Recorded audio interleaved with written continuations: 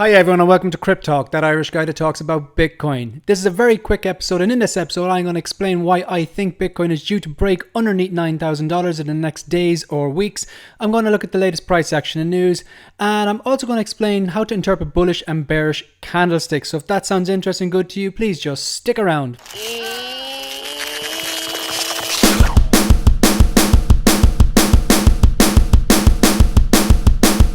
This is episode number 8. The title of this episode is Bitcoin going to $7,000? In my last two episodes, episode 6 and episode 7, there should be links appearing there if you're watching in the desktop, I outline reasons why you should and why you should not buy Bitcoin. If you haven't watched them, I highly recommend you do watch them. But today's episode is all about why I think Bitcoin is due to drop down underneath 9,000, potentially down as far as 8 or even 7 before recuperating and blasting off to the upside. Alright, so let's have a look at the charts. Okay, let's get the basics out of the way. So this is the Coinbase chart. These are all daily candles, and Bitcoin is trading at $9,215. In the last episode, I was talking about this descending channel here where Bitcoin was putting in consistently lower highs and lower lows. It actually broke up through this channel here. So this is now kind of, I can get rid of this. It doesn't really matter anymore. But Bitcoin is still in a descending channel. It's just a kind of a wider descending channel now. So we have a point of contact here, point of contact here, point of contact here and here. So we've got a high, lower high, lower high, lower high, a low point, a lower low, a lower low, and we're just waiting to see what happens here now. Okay, wait a second. I'm going to explain what bullish and bearish candles are first. So a bullish candle is green, and they happen when the Bitcoin price opens at one price and then close the day at a higher price. So they're green to show that the Bitcoin price has increased in value. The lowest points are the wicks that look like candlestick wicks. That's the lowest price that Bitcoin had been in that particular day. And then the highest point is the top of the candle wick. Bearish candles are red, and they show that the Bitcoin price has decreased in the day. These are formed when the Bitcoin price opens at one price and then closes the day trading underneath that price. The high point is the top of the wick and the low point is the bottom of the wick. Okay everyone, I need your help, but first I want to say a massive thank you to anybody who's watched or liked the videos or subscribed to the channel so far. I'm currently on 89 subscribers. If I get 100 subscribers, then I unlock my custom URL, and I also get the ability to live stream if I ever need to. So if you've not subscribed already and you're watching the video, you're getting any sort of value out of this video or the other videos, if you just click on subscribe, you'd really help me out a lot. And now that that's done, back to the charts. This Bollinger Band's this wave here that I've been looking at the last few episodes.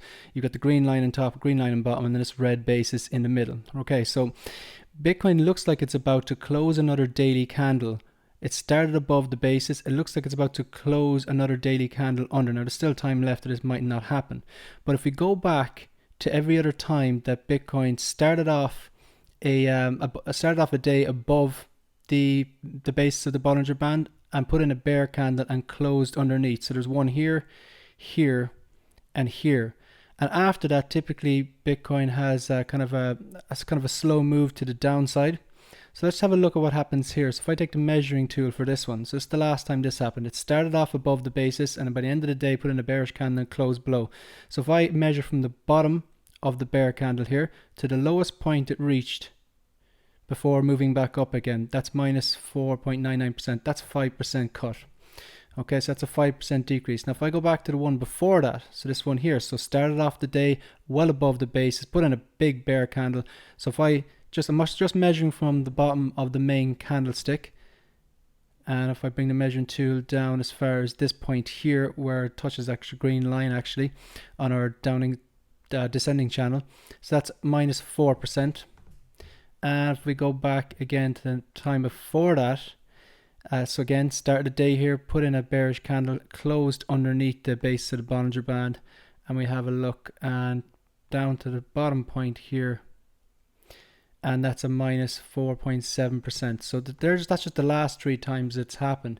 So it always ends up putting in or around 4 or 5% decrease, and it does this within about 3 or 4 days. Now let's just say Bitcoin does the same again today. Let's just say it closes right here around $9,200. So taking a measurement from the bottom of that and going down to 4%, 4% would be 8,827. Now let's just say it goes down by 5%. So starts there and down by 5%. So you're looking at a target of about 8,727. So it's only happened the last few times, but each time has been consistently 4 or 5%, and it wouldn't be unusual for it to go down another bit before having a blast off to the upside. So based on the Bollinger Band activity over the last few weeks that I've just described, also that the fact that Bitcoin is in this descending channel, and the fact that it fell out of the ascending triangle that I spoke about in episode number 6, there should be a link up here and there, you should check it out. Based on those three factors, that's why I believe Bitcoin is due to drop underneath $9,000 and maybe even further over the next few days and weeks. So that's it for the charts for today.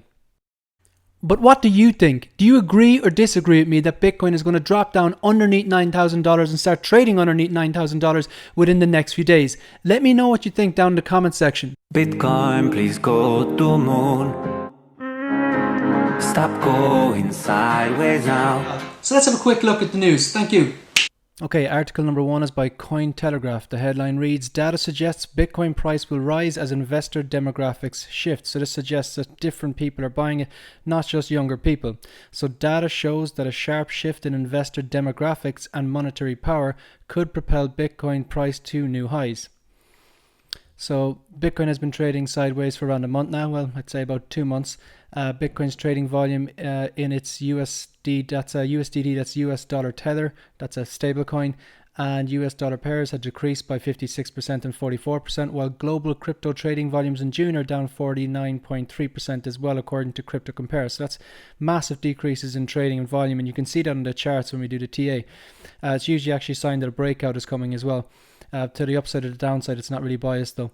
While some point to these key factors as a start of a downtrend in Bitcoin price, there are still a few bullish scenarios to look for. As the millennial generation enters into peak age of investment maturity, we believe the tech-savvy group would propel the significant shift in investors' demographics, in turn increasing propensity of Bitcoin investments.